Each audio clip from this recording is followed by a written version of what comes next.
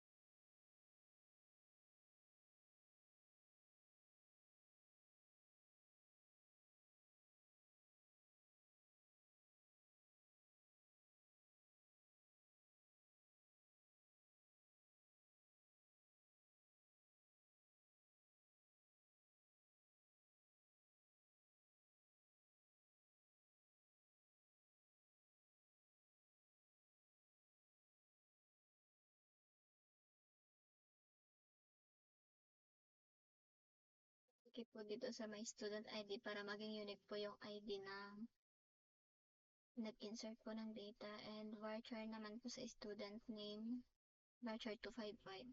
Yung 255 po yun po yung maximum ng characters na pwedeng ilagay sa student name, at yun din po sa email. Age, INT po kasi number po yung ilalagay. Click go. And sa loob po ng ginawa po natin is maglalagay po tayo ng table.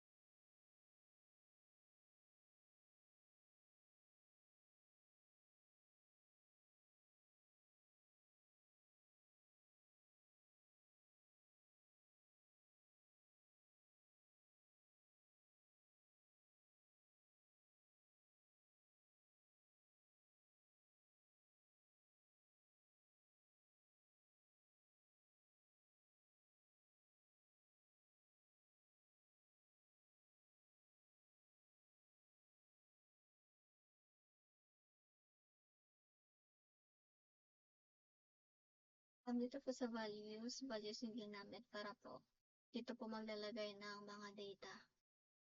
Click go.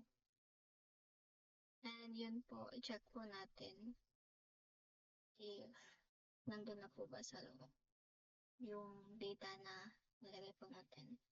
And as you can see, sir, nilagay po natin yung IDs, student name, email, at yung age. Yan lang po.